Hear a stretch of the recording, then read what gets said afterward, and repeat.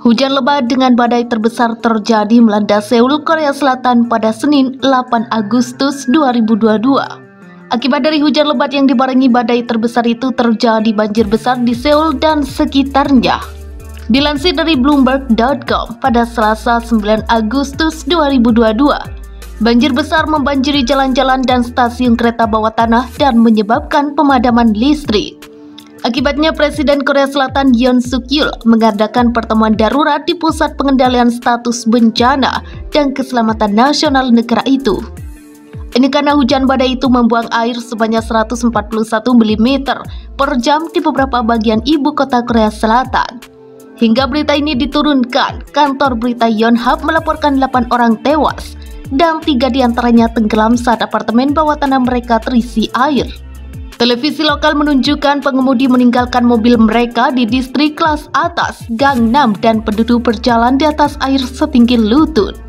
Namun itu belum apa-apa, diperkirakan hujan 300-350 mm lainnya akan turun hingga Kamis, 11 Agustus 2022, kata Badan Meteorologi Korea Selatan.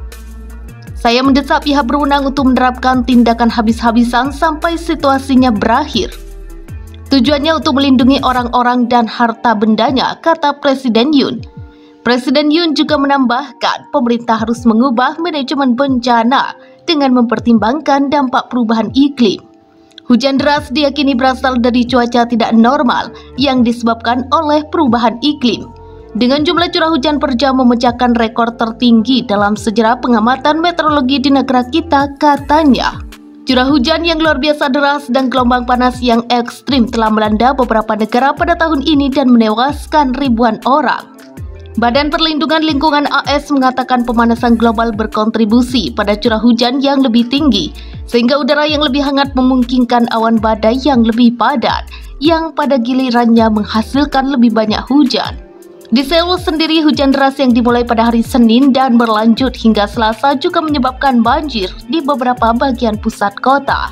Disebutkan bahwa hujan badai itu merupakan yang tertinggi sejak 80 tahun yang lalu. Sebab angka curah hujan per jam kali ini menjadi yang tertinggi sejak badai pada tahun 1942. Pada saat itu, beberapa daerah di Seoul mengalami lebih banyak hujan dalam satu hari daripada yang biasanya. Akibat dari kejadian itu, sedikitnya 163 orang kehilangan rumah dan 751 bangunan terendam banjir. Selain Korea Selatan, Jepang juga dilanda hujan deras pada minggu ini dan telah memicu beberapa masalah, seperti tanah longsor dan menyebabkan belasan sungai meluap. Beberapa bagian negara itu berada di bawah peringatan gelombang badai pada hari Selasa. Sementara Korea Utara juga dilanda hujan lebat yang mengancam pertanian dan hutan, kata media resminya.